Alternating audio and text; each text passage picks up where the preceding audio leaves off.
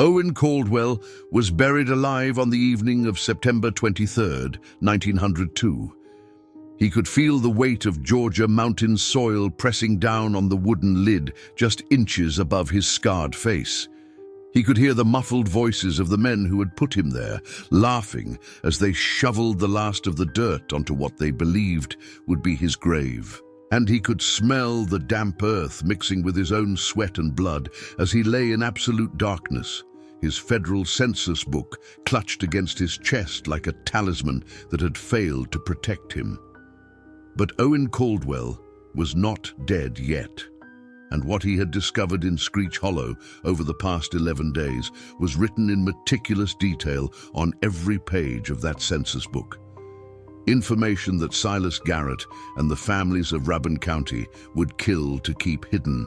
Information that explained why 3 census takers before Owen had fled the valley without completing their work. Information that, if Owen died in this makeshift coffin, would be buried with him forever. The iron pipe that protruded through the lid above his face was the only thing keeping him alive. It allowed just enough air to flow into the coffin to sustain him for a few hours, maybe less. Silas Garrett had explained this with cold precision before they sealed Owen inside. It was not mercy, it was cruelty. They wanted him to die slowly, to have time to understand the magnitude of his mistake in asking too many questions in a place where curiosity was a death sentence. This is how Owen Caldwell ended. But to understand how he arrived in that coffin beneath 6 feet of mountain soil, you need to know how it all began. And before we descend into the horror of Screech Hollow, if you are drawn to these dark corners of American history, the cases that were buried, the mysteries that were erased, the stories they did not want told, you need to subscribe to Appalachian Shadows right now. Because every week, I bring you a case like this from the heart of the Appalachian Mountains. Something real in spirit, something disturbing, something that challenges what you thought you knew about the men and women who built this country in the shadows of these ancient peaks. And this one? This is one of the most twisted cases of systematic cruelty I have ever investigated. A story about what happens when an entire community decides that some truths are too dangerous to speak aloud. It was the morning of September 12th, 1902, when Owen Caldwell first rode into Screech Hollow. He was 31 years old, unmarried, and had been working as a federal census enumerator for the United States Census Bureau for 3 years. The 1900 census had been completed across most of the country 2 years earlier, but there were still remote pockets of Appalachia where the work remained unfinished. Screech Hollow in Rabun County, Georgia, was one of those places. Owen had been specifically requested for this assignment because of his reputation for thoroughness and his willingness to travel to locations other enumerators avoided. His supervisor in Atlanta had been blunt about why the assignment was available. 3 men have tried to complete the census in Screech Hollow. One claimed he got sick and had to leave. Another said the trails were too dangerous and the families too hostile. The 3rd one just never came back from his first visit. We are not sure what happened to him. Owen had asked the obvious question, should I be concerned for my safety? His supervisor had shrugged. The families in that valley are isolated. They do not trust outsiders. But you are a federal official. They know there are consequences if they interfere with your work. Just be professional, be respectful, and get the census done so we can close this file. Owen had accepted the assignment without hesitation. He needed the work. The pay was decent, and he had grown accustomed to the solitude of traveling through rural areas where his appearance did not provoke the same uncomfortable reactions it did in cities. The left side of Owen Caldwell's face was a landscape of scar tissue. When he was 7 years old, a kerosene lamp had exploded in his family's home in Savannah, and he had been standing too close. The burns had healed over the years, but they had left him permanently marked. The skin from his temple down to his jaw was tight and shiny, pulled in ways that made his face asymmetrical. His left eye drooped slightly at the outer corner. The scars had a waxy, melted quality that caught light strangely and made people look away when they spoke to him. Owen had learned to use this to his advantage. People who would not meet his eyes did not notice when he was studying them carefully. They did not realize he was cataloging their expressions, their body language, the small inconsistencies in their stories. His disfigurement had made him invisible in a way that served his work perfectly. The ride from Clayton to Screech Hollow took most of the day through dense forests of oak and pine. Rabun County was wild country, and strangers were rare. Owen passed several small communities where people watched him with suspicion. A scarred man with federal documents was not a welcome sight. Screech Hollow announced itself with a faded sign. Established 1847, population 42. That number caught Owen's attention. It was identical to the 1890 census. For a population to remain frozen for 12 years was unusual.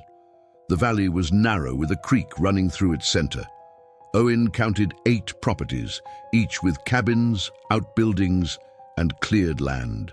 Everything looked prosperous, despite the isolation. He decided to start at the general store. In his experience, store owners knew everyone in a community and could provide useful context before he began the actual census work. The man behind the counter was in his 60s with a gray beard and sharp eyes. He did not comment on Owen's scars, but offered only a curt nod.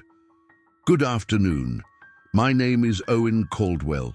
I am a federal census enumerator here to complete the census for Screech Hollow." "We already did the census," the store owner replied flatly. "That was 2 years ago and was never completed. I have orders to finish the work."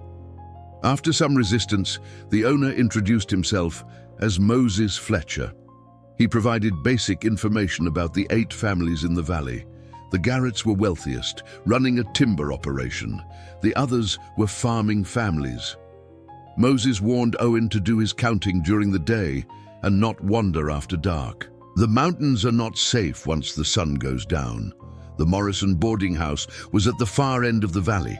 Judith Morrison, a thin, weathered woman of 50, hesitated before agreeing to rent him a room for 50 cents per night, including meals.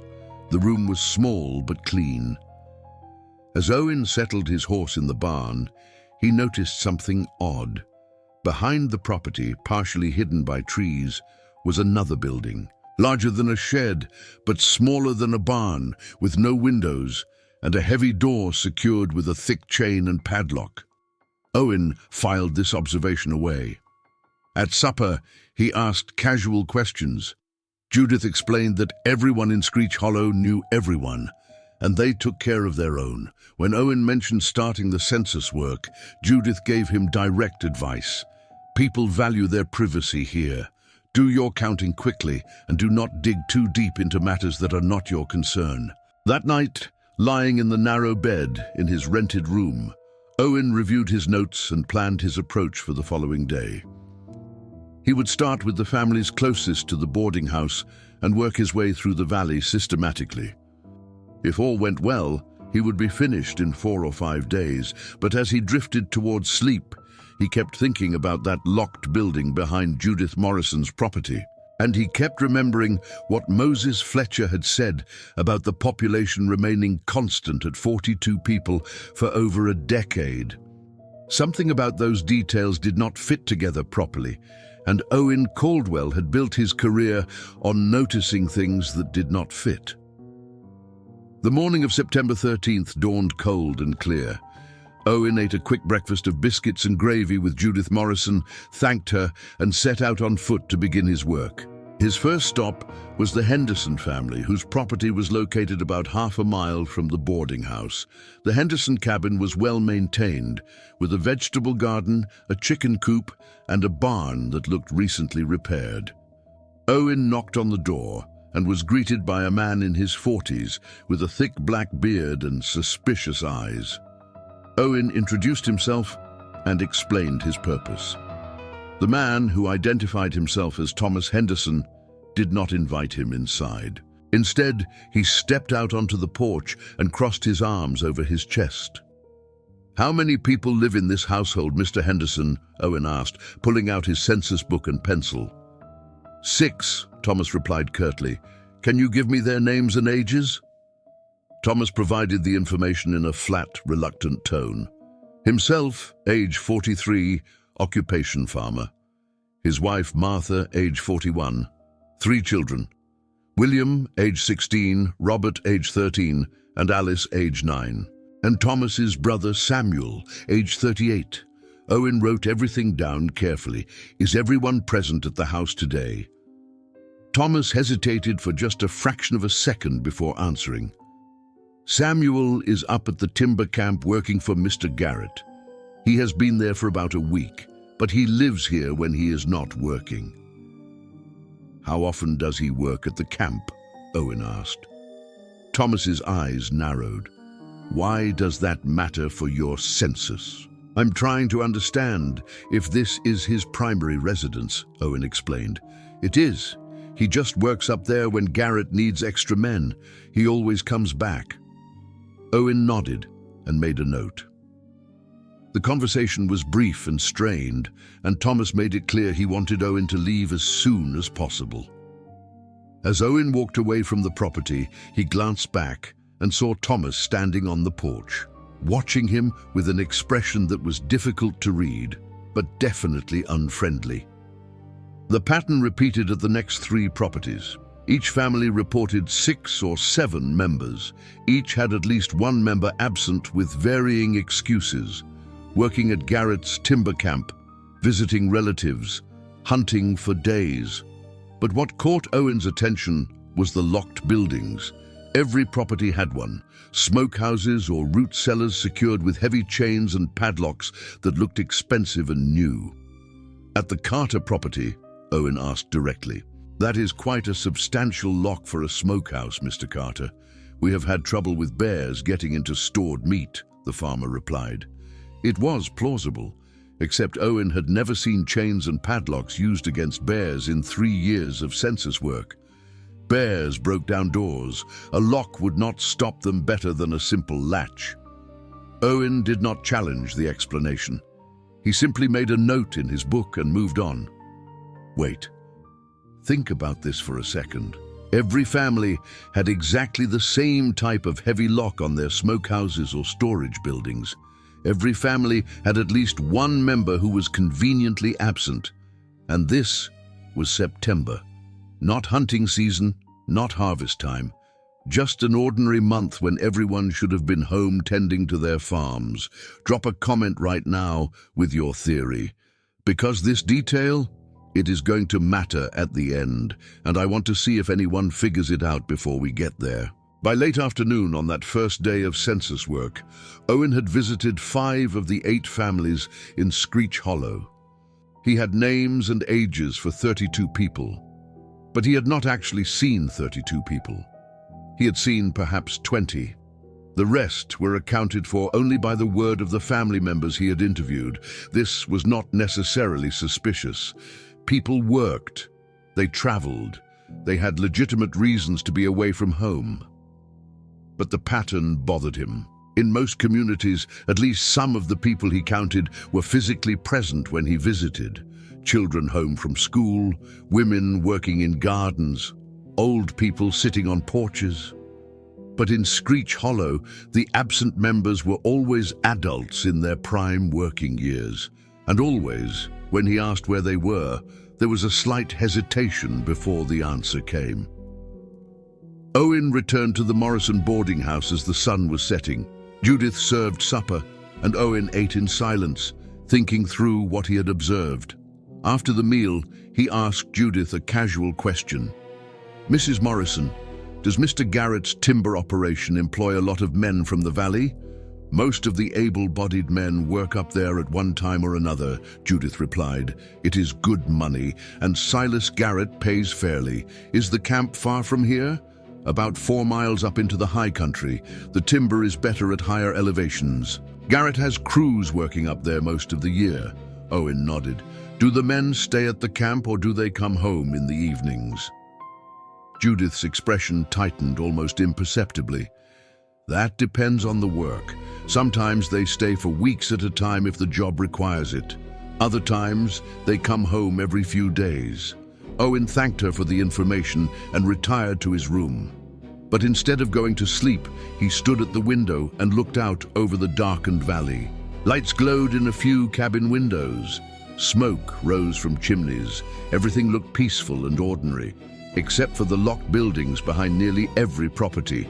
Buildings that were secured in a way that suggested they contained something far more valuable than preserved meat or stored vegetables. Owen made a decision.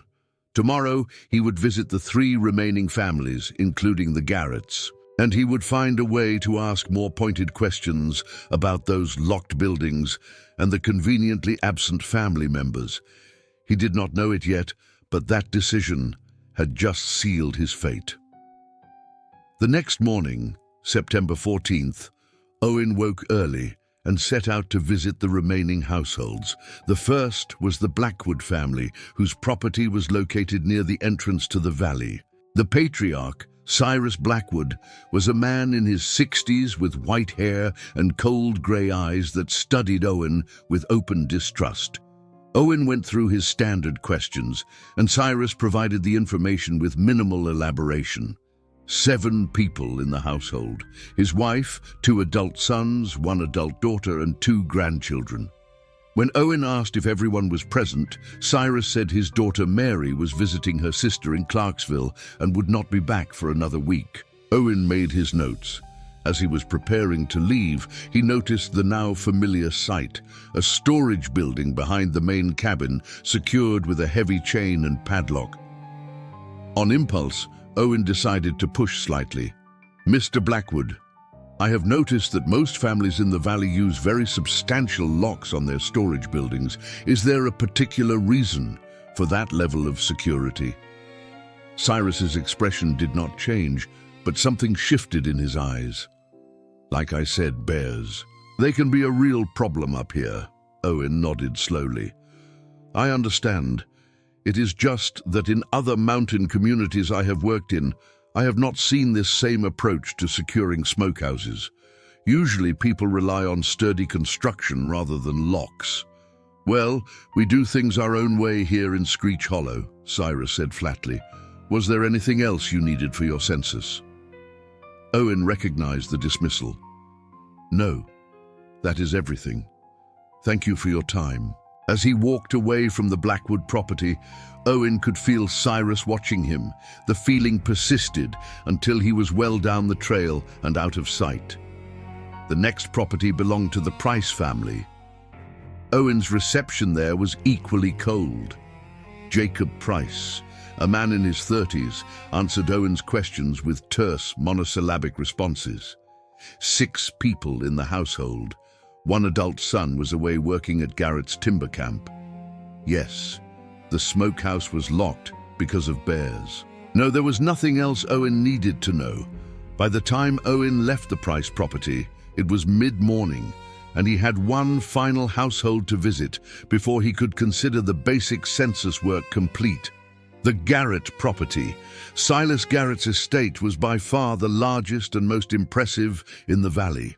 The main house was a 2-story structure with a wide porch and glass windows, luxuries that marked it as belonging to someone of significant wealth. Surrounding the house were multiple outbuildings, a large barn, a carriage house, a workshop, and yes, another heavily secured storage building. Owen knocked on the front door and was greeted by a woman in her 30s who introduced herself as Abigail Garrett, Silas's wife. She invited him inside, a courtesy no other family had extended, and offered him coffee while she summoned her husband from his office.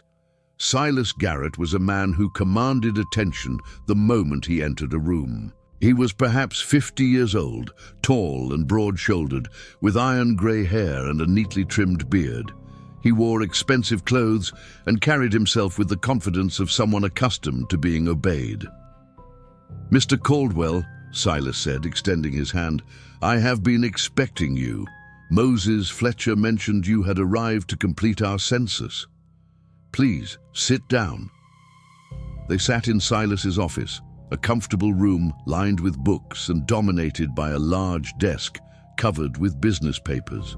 Silas was cordial, almost charming, as he provided information about his household, himself, his wife Abigail, their 3 children, and 2 hired men who lived in quarters above the barn. Owen wrote everything down, then asked his standard question. "Are all members of the household present today?" "The hired men are up at my timber camp," Silas replied. "They have been there for about 2 weeks. They will be back at the end of the month." "I have heard several people mention your timber operation," Owen said carefully. "It seems to employ quite a few men from the valley." "It does," Silas confirmed. "I run the largest timber operation in this part of Rabun County, good Georgia pine and oak. I have contracts with sawmills as far away as Atlanta. It is profitable work, and I'm able to employ local men at fair wages. It benefits everyone." Owen nodded. "How many men do you typically have working at the camp?" "That varies, depending on the season and the contracts I have. Right now, I have about 8 men up there. Sometimes more, sometimes fewer. 8 men. Owen did some quick mental arithmetic.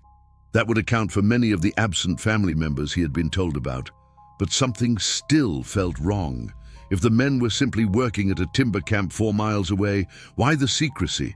Why the locked buildings? Why the hostility toward a federal census taker asking routine questions? Silas seemed to sense Owen's skepticism. He leaned forward slightly. "Mr. Caldwell, I understand you are just doing your job, but I want to be direct with you. The people in this valley are private. They do not like government interference. Your predecessors did not understand that, and it made things difficult for everyone. I hope you will be more respectful of our way of life here." "I have no intention of interfering with anyone's life," Owen replied evenly. "I'm simply collecting information that federal law requires me to collect." "Good," Silas said, standing to indicate the meeting was over. "Then we should have no problems. Complete your census and return to Atlanta. Leave Screech Hollow to its own affairs." Owen thanked him for his time and left the Garrett estate. But as he walked back toward the boarding house, he could not shake the feeling that Silas's friendly demeanor had been a warning disguised as courtesy. That evening, Owen reviewed all his notes carefully. He had names and ages for 46 people living in Screech Hollow, but he had physically seen only about half of them. The rest were supposedly at Garrett's timber camp, visiting relatives or hunting in the woods. The discrepancy gnawed at him. In a normal census, these absences would not be concerning. But combined with the locked buildings, the hostile reception, and Silas Garrett's barely veiled warning, they formed a pattern that suggested something was being hidden. Owen made a decision that would change everything. Tomorrow, he would find Garrett's timber camp and verify that the men who were supposedly working there actually existed. It was a reasonable plan. It was part of his job to verify information when possible. But Owen did not yet understand that in Screech Hollow, curiosity was not just discouraged, it was fatal. Owen Caldwell left the Morrison boarding house before dawn on September 15th, carrying only his census book, a canteen of water, and a sense of purpose that overrode his growing unease. He told Judith Morrison he would be gone for most of the day, walking the trails to verify some information. She had looked at him with an expression that might have been concern or might have been warning, but she said nothing beyond reminding him to be back before dark. The trail that led up into the higher elevations was narrow and steep, winding through dense forest that blocked out most of the early morning light. Owen had asked Moses Fletcher for directions to Garrett's timber camp the previous evening, and the store owner had been surprisingly forthcoming. "Follow the creek upstream for about 2 miles, then take the fork that leads north. The camp is another 2 miles beyond that, up near Raven Ridge."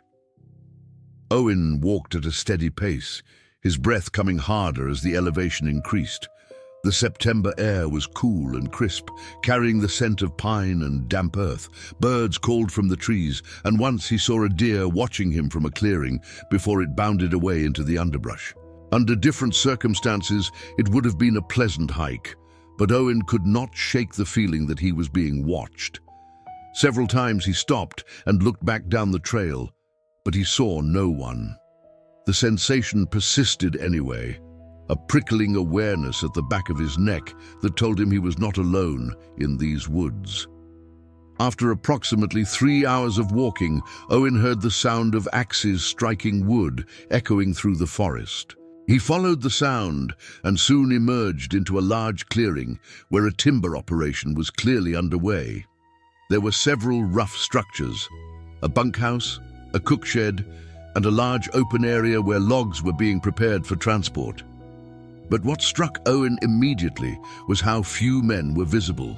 He counted only 3 workers, all of them felling trees at the far edge of the clearing. For an operation that supposedly employed 8 men from Screech Hollow, it seemed remarkably understaffed. Owen approached the nearest worker, a young man in his 20s, who stopped his work and watched Owen approach with undisguised suspicion. "Good morning," Owen said. "My name is Owen Caldwell. I am the federal census enumerator for this area. I was hoping to speak with some of the men from Screech Hollow who were working here." The young man set down his axe slowly. "There are not that many of us up here right now. I was told there were about 8 men from the valley working at this camp," Owen said. The young man glanced toward the other workers, then back at Owen. "I do not know who told you that, but they were wrong. It is just the 3 of us this week. Sometimes Mr. Garrett brings in more workers, but not lately." Owen felt his pulse quicken. "Can you tell me your names? I need to verify the census information." The young man hesitated, then provided his name, Daniel Stone. The other 2 workers were his cousins, both also named in the census records Owen had collected. But they were the only men from Screech Hollow currently at the camp. Owen thanked them and walked through the camp looking for any sign of the other supposed workers. He found nothing. The bunkhouse had beds for perhaps a dozen men, but only 3 were clearly being used. The cook shed had supplies sufficient for a small crew, not a large operation. As Owen was completing his inspection, he heard a voice behind him that made his blood run cold. "Mr. Caldwell, I thought I made myself clear yesterday." Owen turned to find Silas Garrett standing at the edge of the clearing, mounted on a large black horse. His expression was not friendly. "Mr. Garrett," Owen said, keeping his voice level, "I am simply verifying the census information. You told me you had 8 men working at this camp. I count only 3. Silas dismounted and walked slowly toward Owen. "The other men are working at a different site, deeper in the mountains. I have multiple operations running simultaneously. I would like to visit that site as well," Owen said, "to verify the information for my records." Silas stopped a few feet away from Owen. His eyes were hard. "That will not be possible. The site is on private land, and I do not permit trespassers. You have completed your census, Mr. Caldwell. You have names and ages for everyone in the valley. Your work here is finished." Owen met his gaze steadily. "With respect, Mr. Garrett, my work is not finished until I have verified that the information I have been given is accurate. If you have men working at another location, I need to see them in person and record their information directly." For a long moment, Silas said nothing. Then he smiled, but there was no warmth in it. "You are a dedicated man, Mr. Caldwell. I respect that. But dedication can sometimes lead a man into dangerous territory. These mountains are full of hazards. Cliffs that appear suddenly in fog, bears that attack without warning, trails that lead to places a man should not go." Owen understood perfectly. It was a threat. Polite and indirect, but a threat nonetheless. "I appreciate your concern," Owen said carefully. But I am an employee of the federal government, and I have a job to complete. I will be visiting the other worksite tomorrow. Silas's smile faded. That would be extremely unwise. Owen held his ground. Nevertheless, that is what I intend to do. Silas remounted his horse. Then I cannot be responsible for what happens to you, Mr. Caldwell. These mountains have claimed many men who did not heed warnings. He turned his horse and rode back down the trail towards Screech Hollow, leaving Owen standing alone in the clearing with the 3 timber workers watching him with expressions that combined pity and fear. Owen knew he had just crossed a line, but he also knew he could not turn back now. Something was deeply wrong in Screech Hollow, and whatever it was, Silas Garrett was at the center of it. And if this investigation is drawing you in so far, tap that like button. It genuinely helps Appalachian Shadows bring more of these forgotten cases to light. These stories from the mountains deserve to be told. Owen returned to the Morrison boarding house late that afternoon. Judith took one look at his face and asked no questions. She served him supper in tense silence, and Owen ate mechanically, his mind working through the problem he had uncovered. The mathematics were simple. Families in Screech Hollow had claimed that 8 adult men were working at Garrett's timber camp, but only 3 were actually there. That left 5 men unaccounted for, men who were supposedly living in the valley but whom Owen had never seen, men whose absence was explained away with vague stories about work or travel. But if they were not at the timber camp, where were they? Owen thought about the locked buildings behind every property. Buildings secured with chains and padlocks that were far too heavy for storing preserved meat or vegetables. Buildings that families became hostile about when questioned. A terrible possibility began to form in Owen's mind.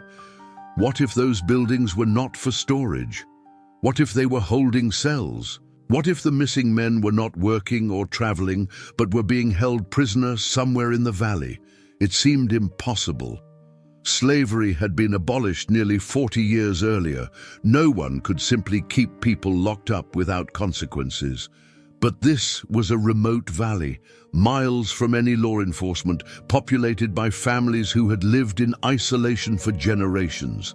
If Silas Garrett had found a way to exploit that isolation, if he had convinced or coerced the families to participate in something unspeakable, who would stop him?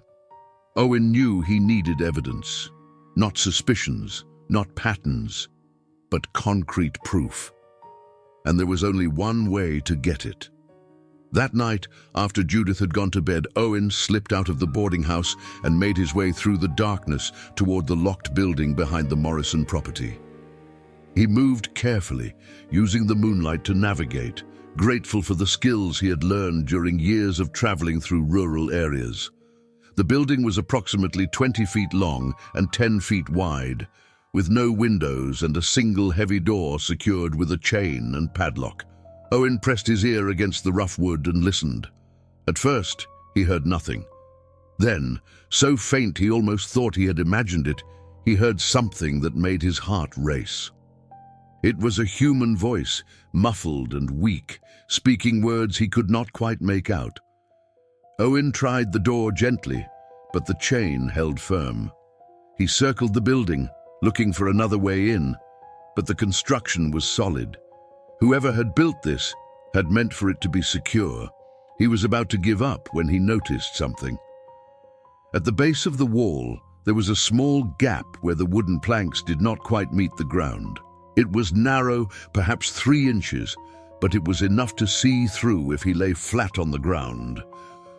Owen got down on his stomach, ignoring the damp earth soaking through his clothes, and peered through the gap.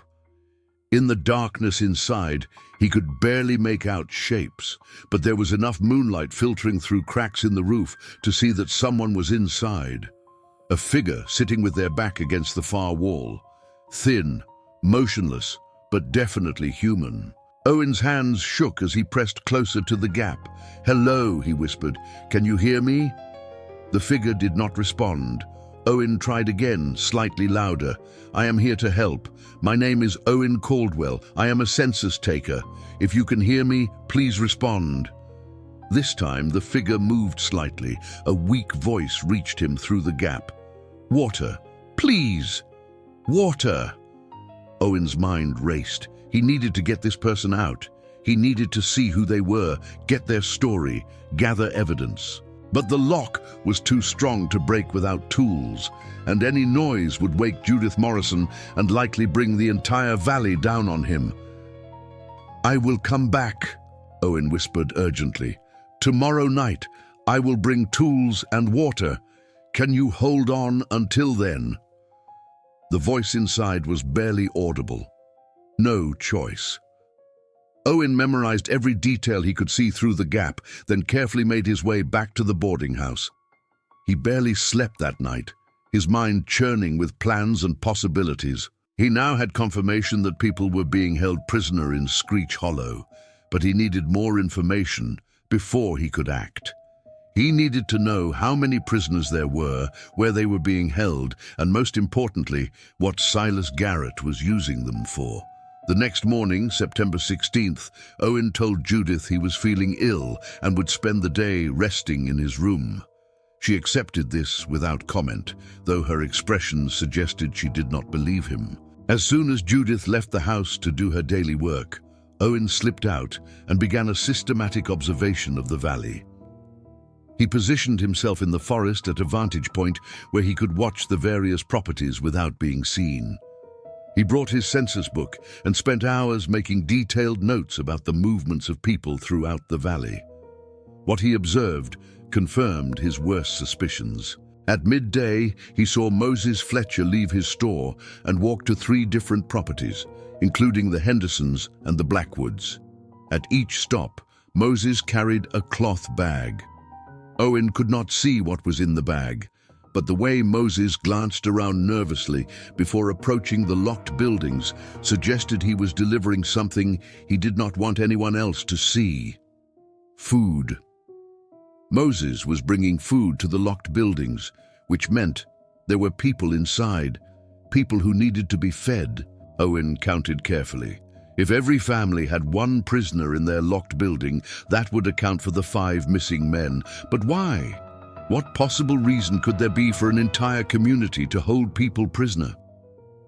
Late that afternoon, Owen saw something that provided the answer. Silas Garrett rode up to the Henderson property and had a conversation with Thomas Henderson on the porch. Owen was too far away to hear the words, but he could see money change hands. Garrett was paying Henderson, and shortly after Garrett left, Thomas went to the locked building behind his cabin, unlocked it briefly, and handed something inside before securing it again. The pieces fell into place with sickening clarity. Silas Garrett was running a forced labor operation. He was keeping men prisoner, using the families of Screech Hollow to house them, and likely working them in some hidden location doing work that required complete secrecy. Possibly illegal moonshine production, possibly counterfeiting, possibly something even worse. And the families cooperated because Garrett paid them, because they were isolated enough that outsiders rarely came, because they had been doing this long enough that it had become normal. A system of exploitation that had been running for years without anyone from the outside world discovering it. Owen knew what he had to do. He needed to document everything, then get out of Screech Hollow and report this to federal authorities in Atlanta. The Census Bureau had connections with federal marshals. With proper evidence, they could raid the valley and free whoever was being held. But he needed more than observations. He needed to actually see the prisoners, get their names, confirm their identities. That meant going back to the Morrison building that night and freeing whoever was inside, even if only temporarily, to record their testimony. It was risky. If he was caught, there would be no help coming. No one knew where he was except his supervisor in Atlanta, and that man would not expect to hear from Owen for at least another week. If Owen disappeared, it would be months before anyone investigated. And by then, all evidence would be gone. But Owen had not become a federal census enumerator because he avoided difficult situations. He had chosen this work because he believed in the importance of counting every person, of making sure everyone was seen and recorded. The men being held prisoner in Screech Hollow deserved to be counted. They deserved to be free.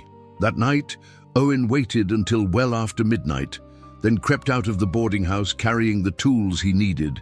A heavy file he had found in Judith's shed, a canteen of water, and his census book wrapped in oilcloth to protect it. The moon was bright enough to see by as he made his way to the locked building. He worked as quietly as he could, filing through one of the chain links. The metal was thick, and the work took nearly an hour. His hands cramped and his shoulders ached, but finally the link parted with a soft snap that sounded impossibly loud in the night silence. Owen removed the chain, set it carefully aside, and opened the door. The smell that hit him was overwhelming. Unwashed human bodies, waste, and something else. Fear. The smell of fear concentrated in a confined space. Owen's eyes adjusted to the darkness, and he saw the figure more clearly now. It was a man, probably in his 30s, though it was hard to tell because he was so emaciated. His clothes were filthy, his hair long and matted. Iron shackles circled his ankles, connected to a chain bolted to the wall. The man stared at Owen with hollow eyes. "Who are you?" he whispered. "My name is Owen Caldwell. I am a federal census taker. I am here to help you." "What is your name?" The man's voice broke. Samuel Henderson." Owen's hand shook as he wrote the name in his census book. Samuel Henderson, the brother who was supposedly working at Garrett's timber camp. The man who Thomas Henderson had claimed would be coming home soon. "How long have you been held here?" Owen asked gently. "I do not know anymore. Months, maybe a year. They take us out at night sometimes, make us work in the dark. Then they bring us back and lock us up again. If we try to run, they beat us. If we scream, they beat us worse." Owen felt rage building in his chest. "Who does this?" "Garrett. Garrett runs it. But everyone in the valley knows. They all participate. They get paid to keep us locked up, to keep us quiet. We are worth more to them as prisoners than as family." Owen was about to ask more questions when he heard a sound that froze his blood. Footsteps, multiple people approaching through the darkness, and voices. Someone had seen him. Someone had raised the alarm. Be honest with me in the comments. If you were Owen Caldwell in this moment, would you have run and tried to escape to get help, or would you have stayed and tried to free Samuel Henderson immediately? Because I've thought about this a lot while researching this case, and I am still not sure there was a right answer. Owen made his decision in a fraction of a second. He could not free Samuel from the shackles without tools he did not have, but he could document what he had seen. He could make sure the truth was recorded, even if he did not survive to report it. He grabbed Samuel's hand. "I am going to get help. I promise you, this will not stand. What Garrett has done here will be exposed." Then Owen ran. He crashed through the forest, not caring about the noise, knowing his only chance was to reach his horse and ride hard for Clayton before they could stop him. He had his census book. He had Samuel's testimony. It would be enough. But Owen Caldwell had underestimated how thoroughly Silas Garrett controlled Screech Hollow. He had underestimated how far the families would go to protect their secret income. And he had not known that they had been watching him since the moment he arrived in the valley, waiting for him to discover too much so they could deal with him the way they had dealt with the census taker who had disappeared the year before. Owen made it perhaps 200 yards before strong hands grabbed him from the darkness. He fought, landing several solid blows, but there were too many of them. Thomas Henderson, Moses Fletcher, Cyrus Blackwood, even Judith Morrison, the woman who had served him meals and pretended to be concerned for his safety. They dragged him back to the clearing behind the Morrison property, where Silas Garrett was waiting with a lantern. The light illuminated his face, and Owen saw no anger there, only cold calculation. "Mr. Caldwell," Silas said calmly, "you have caused us considerable trouble. We tried to warn you, We tried to make this easy, but you insisted on digging into matters that were not your concern. Owen struggled against the hands holding him. You cannot do this. I am a federal employee. When I do not report back, they will send investigators. You will all hang for this. Silas smiled. Do you know how many census takers have disappeared in these mountains over the years, Mr. Caldwell? Do you know how many federal investigators have gotten lost on dangerous trails and never been found? The government is very far away, and we are very good at making inconvenient people disappear. He gestured to the other men. They forced Owen to his knees. Moses Fletcher pulled Owen's census book from his coat pocket and handed it to Silas, who leafed through it with mild interest before tossing it aside. You are a thorough man, Silas observed. Very detailed notes. It is almost a shame we have to dispose of all this work, but we cannot risk it falling into the wrong hands. What are you going to do with me? Owen asked, though he already knew the answer. Silas knelt down so his face was level with Owen's. We are going to bury you, Mr. Caldwell. Not deep, not permanent. Just deep enough that you will take a while to die, long enough to think about the consequences of curiosity, long enough to understand that some secrets are worth killing to protect. Owen felt hands gripping his arms, dragging him towards something he could not quite see in the darkness. A hole in the ground, a wooden box next to it, a coffin. They were going to bury him alive. They forced Owen Caldwell into the coffin at approximately 2 in the morning, on September 17th, 1902. The wooden box was cramped, built for someone shorter, and Owen's feet pressed against the end, while his scarred face nearly touched the lid. They had taken everything from his pockets except his census book, which Silas Garrett had tossed back into the coffin with him as a final cruelty. All your careful notes, Silas said, as they prepared to seal the lid. All your documentation. It dies with you, Mr. Caldwell. And in a few months, when someone asks what happened to the census taker who came to Screech Hollow, we will say the same thing we said about the last one. He must have gotten lost in the mountains. Such a tragedy. The men hammered the lid shut, and Owen was plunged into absolute darkness. He heard the sound of dirt being shoveled onto the coffin, a rhythmic thump, thump, thump that grew more muffled as the soil piled up. Then silence. Complete and terrible silence, broken only by his own ragged breathing. But Silas Garrett had made one mistake. The iron pipe that protruded through the lid to provide Owen with air was not just an instrument of slow death, it was also a tool. And Owen Caldwell, lying in that coffin with his scarred face pressed against rough wood and his census book clutched to his chest, had no intention of dying quietly in the darkness. Owen forced himself to breathe slowly and think methodically. He had perhaps 3 or 4 hours before the lack of air would kill him, longer if he stayed calm and conserved oxygen. The pipe above his face was approximately 1 inch in diameter and extended through the lid. If he could somehow widen the opening around the pipe, he might be able to create enough space to push the lid up. The problem was that he had no tools. His file had been taken. His hands were his only instruments. But Owen had spent 3 years traveling through rural America, and he had learned that desperation makes a man resourceful in ways he never imagined possible. He twisted in the confined space until he could get his fingers around the iron pipe.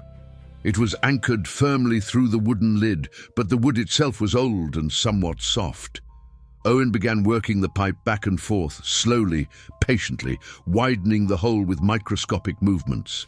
His fingers cramped, his shoulders screamed, but he kept working. Hours passed. Owen lost track of time in the darkness. He could hear nothing from outside the coffin. No voices, no sounds of the valley, only the desperate scrape of his fingers against wood and the rasp of his own breathing through the pipe. At some point, Owen realized the hole was wider. Not much, maybe 2 inches now instead of 1. Still not enough to push through, but progress. He twisted his body again, braced his hands against the lid, and pushed with all his remaining strength. The wood creaked, shifted slightly. Owen pushed harder, feeling splinters digging into his palms, feeling his muscles tearing with the effort. And then, with a crack that sounded like thunder in the enclosed space, part of the lid gave way. Dirt poured through the opening, filling Owen's mouth and nose. He coughed, spit, twisted his head away from the flow. But now there was an opening. A gap perhaps 6 inches wide. Owen shoved his hand through it and began clawing at the soil above, pushing it aside, creating a channel upward. It was slow work, agonizing work. For every handful of dirt he pushed away, more cascaded down to fill the space. But Owen kept digging, kept pushing, kept fighting his way upward, inch by terrible inch. His lungs burned. His vision swam with dark spots, but he could not stop. Stopping meant death. And then his hand broke through to open air. Cold night air that smelled like freedom and pine and possibilities. Owen dragged himself upward through the hole he'd created, emerging from his own grave like something resurrected from hell itself. He lay on the disturbed earth, gasping, covered in soil, clutching his census book, which had somehow survived the ordeal. The cemetery where they had buried him was perhaps a mile from the main valley, hidden in dense forest. Owen could see no lights, no signs of human presence. He was alone. And he was free, but he was not safe. When Silas Garrett and his men discovered the empty grave, they would hunt Owen through these mountains until they found him. Owen had perhaps a few hours' head start at most. He stumbled through the forest, using the stars to navigate eastward toward Clayton. His body screamed in protest with every step, but his mind was crystal clear. He knew exactly what he needed to do. Get to Clayton, find the telegraph office, send word to federal authorities in Atlanta, then find the county sheriff and return to Screech Hollow with enough men to free the prisoners and arrest everyone involved. It was a good plan. It might even have worked. But Owen Caldwell's ordeal was far from over. He had been walking for perhaps an hour when he heard the sounds of pursuit behind him, dogs barking, men shouting. They had discovered his escape faster than he had anticipated. Owen forced his exhausted body to run, crashing through underbrush, ignoring the branches that tore at his clothes and face. He had one advantage. He knew they could not kill him outright now. If his body was found with a bullet in it, there would be questions that even Silas Garrett's money and influence could not answer. They needed him to disappear completely, or they needed to make it look like an accident. Owen ran for his life through the pre-dawn darkness, and somewhere in the chaos of that flight, he made a decision. He could not outrun them, not in his current condition, but he could outsmart them.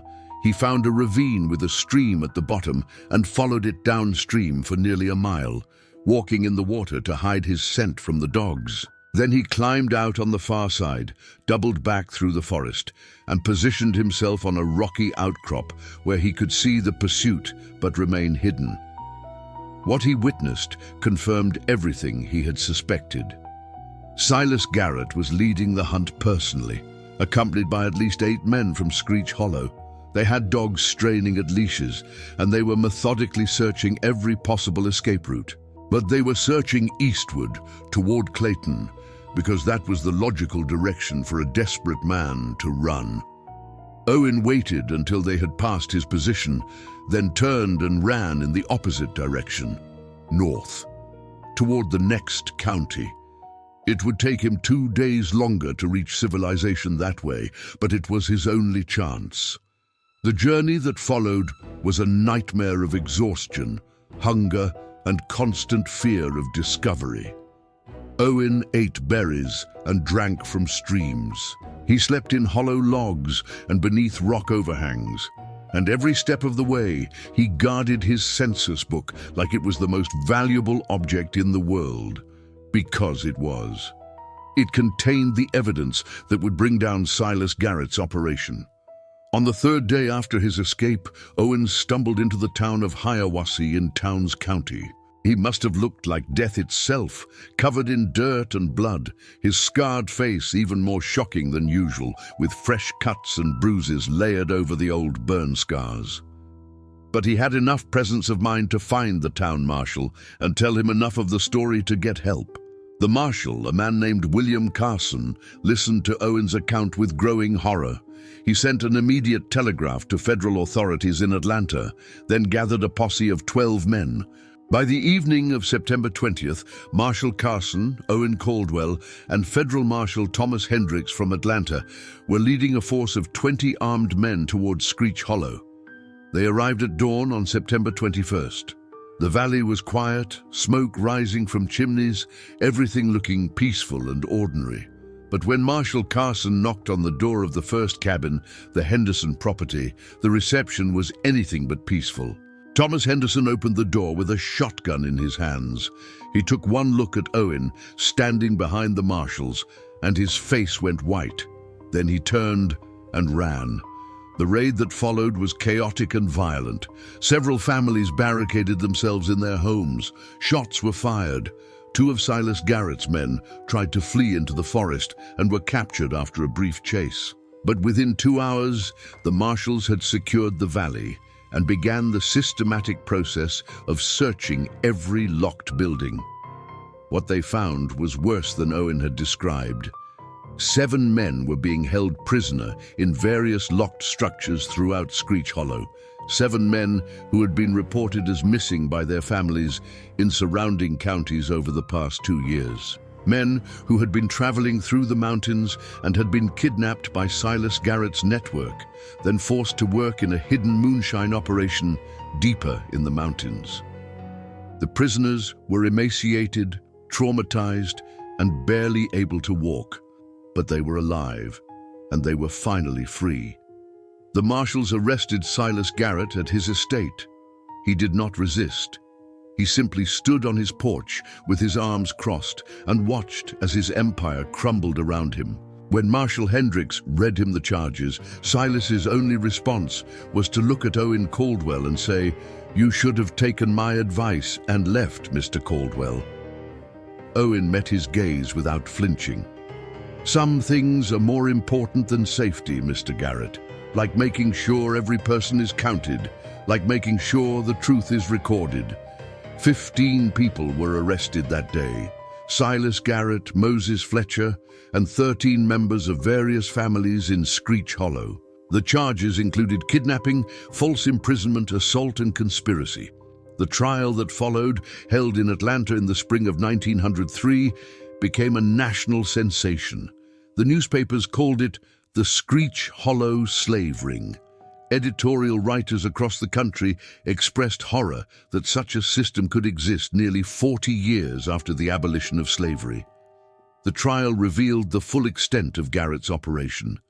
He had been running illegal distilleries in the deep mountains, using kidnapped men as forced labor. The families of Screech Hollow had been paid between $5 and $10 per month to house the prisoners and keep them hidden from any outside observers. The system had been running for at least 5 years, possibly longer. Garrett's lawyers argued that the prisoners had been working off debts they owed. The prosecutors, armed with testimony from the victims and Owen's meticulous census records, proved otherwise. These men had been slaves in everything but name, held against their will, worked until they collapsed, and threatened with death if they tried to escape. Silas Garrett was sentenced to 25 years in federal prison.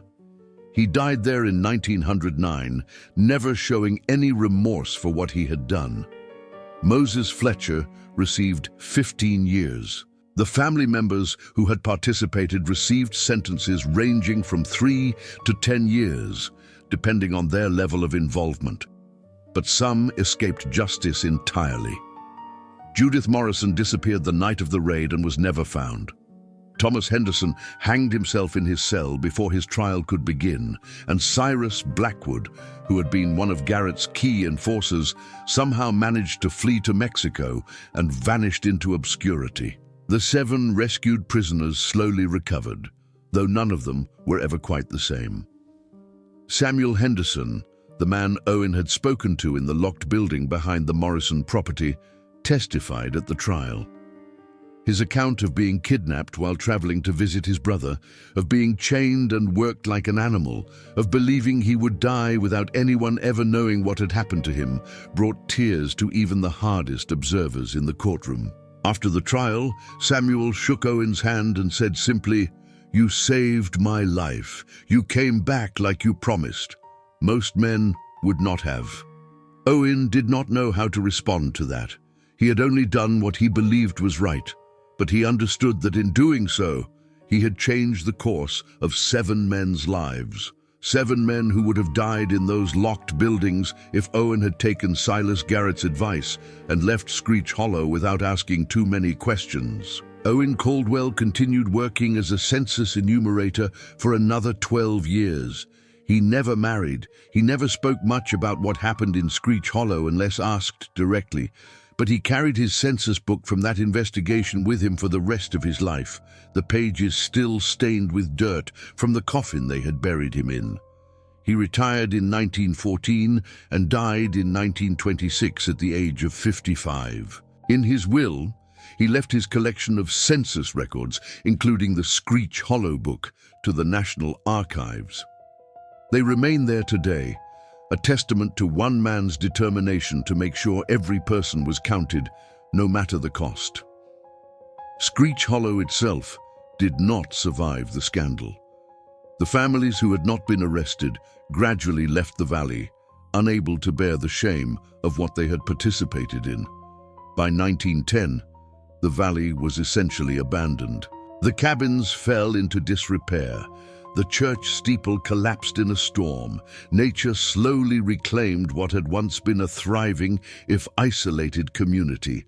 Today, if you travel to Rabun County, Georgia, and ask about Screech Hollow, most people will tell you they have never heard of it. The valley is still there, accessible only by hiking trails that few people use. The ruins of the cabins can still be found if you know where to look. And if you are brave enough or foolish enough to explore those ruins, you might find the remains of the locked buildings where men were kept prisoner more than a century ago. Local historians have debated for years why the families of Screech Hollow participated in such a horrific system. Some argue they were coerced by Silas Garrett, threatened into cooperation. Others believe the money was simply too tempting for families living on the edge of poverty. A few suggest that the isolation of the valley had created a moral vacuum where normal rules no longer applied. But perhaps the truth is simpler and more disturbing. Perhaps the families of Screech Hollow were not fundamentally different from any other community. Perhaps they were ordinary people who, faced with a choice between doing the right thing and protecting their own interests, chose the latter. And perhaps they were able to live with that choice because the victims were strangers, outsiders, people who did not matter to them. Owen Caldwell's story reminds us that evil does not always announce itself with grand gestures. Sometimes it hides in ordinary valleys, behind ordinary doors, protected by ordinary people who have convinced themselves that their participation in cruelty is somehow justified. And it reminds us that standing against such evil requires extraordinary courage, the kind of courage that risks everything for the simple principle that every person deserves to be seen, counted, and protected. The 7 men who were rescued from Screech Hollow went on to live full lives. Several married and had children. One became a minister and dedicated his life to helping others who had been victims of exploitation. Another wrote a memoir about his experience that was published in 1907, though it received little attention at the time. But perhaps the most fitting tribute to what happened in Screech Hollow came from an unexpected source. In 1905, the United States Census Bureau implemented new protocols for census takers working in remote areas. They were required to check in regularly by telegraph. They were given emergency contacts, and if a census taker disappeared or failed to report, immediate investigations were launched. These protocols were informally known within the Bureau as the Caldwell Rules, because Owen Caldwell had shown them that the work of counting people, of making sure everyone was accounted for, was important enough to die for. And the Bureau was determined that no other enumerator would have to face what Owen had faced in Screech Hollow. The federal government also quietly compensated the 7 victims, though no amount of money could truly make up for what they had endured. Several of them used the money to start new lives far from Georgia, far from the mountains that had become synonymous with their trauma. As for the census data Owen collected, it was eventually incorporated into the official records, making Screech Hollow one of the most thoroughly documented small communities in early 20th century America. Every name, every age, every occupation, all recorded with the meticulous care that defined Owen Caldwell's work, including the names of the men who were not supposed to be counted, the men who were hidden, the men who were meant to disappear, but who were seen, recorded, and ultimately saved because one scarred census taker refused to look away from what he had discovered. That is the legacy of Owen Caldwell. Not that he was a hero, though he certainly was, but that he was a man who understood something fundamental about his work, that counting people is not just a bureaucratic task, it is an act of recognition, an acknowledgement that every individual life matters, that everyone deserves to be seen. And in a world that often tries to make inconvenient people invisible, that simple act of seeing and counting can be the most revolutionary thing of all. If you made it this far, you are exactly the kind of person Appalachian Shadows exists for. Someone who does not turn away from the darkness. Someone who wants to understand the truth buried in these mountains, no matter how disturbing it might be. Next week, I am bringing you the story of the Randolph County orphan train from 1893, where 40 children disappeared between Tennessee and Kentucky, and the conductor who knew exactly what happened but took the secret to his grave. And that case? It makes this one look simple. Subscribe to Appalachian Shadows now and turn on notifications, because these stories from the hollows and ridges do not stay buried forever. Someone needs to tell them, and you need to hear them. One more thing. I know many of you watching are from Georgia, Tennessee, Kentucky, North Carolina, the Carolinas, Appalachian country. If your family has stories like this, cases that were hushed up, disappearances that were never solved, secrets that were buried in the hollows, share them in the comments. You do not have to use names, just the story, because I read every single comment. And your stories might become the next investigation here on Appalachian Shadows. The mountains have memories, and it is time those memories were spoken aloud.